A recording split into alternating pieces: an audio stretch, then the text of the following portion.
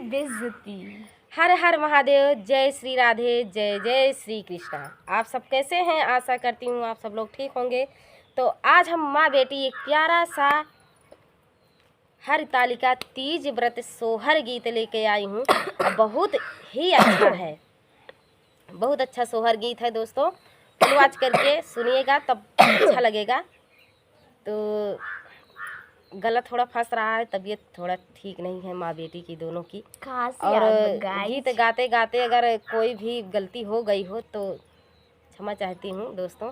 Video तो बनाना पड़ेगा। हाँ, क्योंकि वीडियो बनाना पड़ेगा, तबीयत ख़राब है चाहे कुछ भी हो तो डालना ही तो पड़ेगा।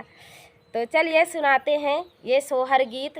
तो देखिए गौरा मैया से सब सखियन कैसे पूछत यहाँ कि हाँ कौन कौन व्रत करे रहू जौन इतना बढ़िया बर पाऊ।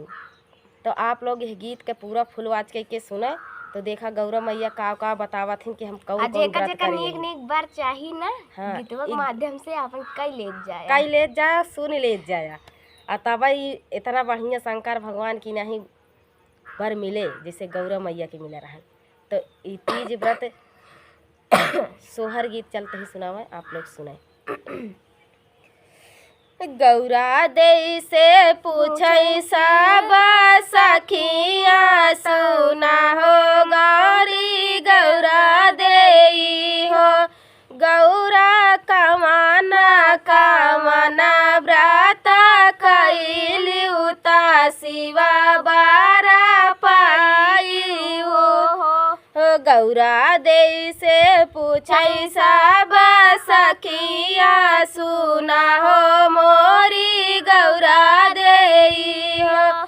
हे गौरा कमाना कामना व्रत कैली उता शिवा बारा पाई हो। गौरा कमाना कामना व्रत कैली उता शिवा बारा पाई हो।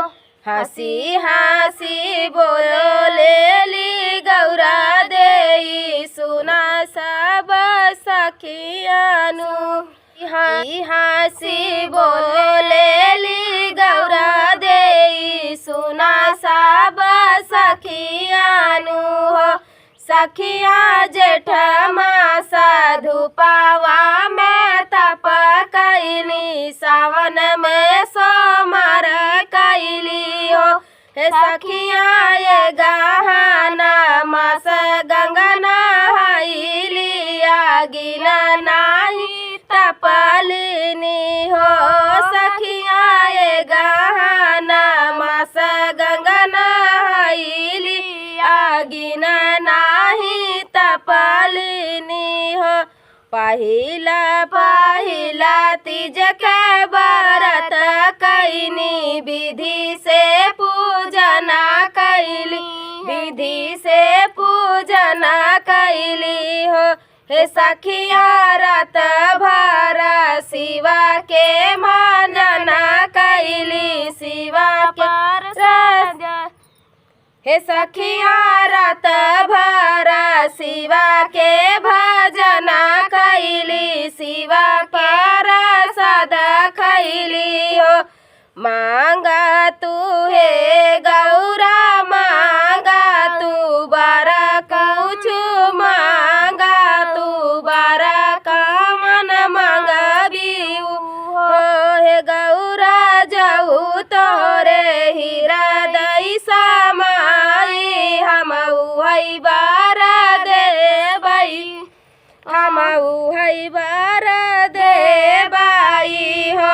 मांगा तू हे गौरा मांगा तू कवन बारा मंगबियू तू कवन बारा मंगबियू हो।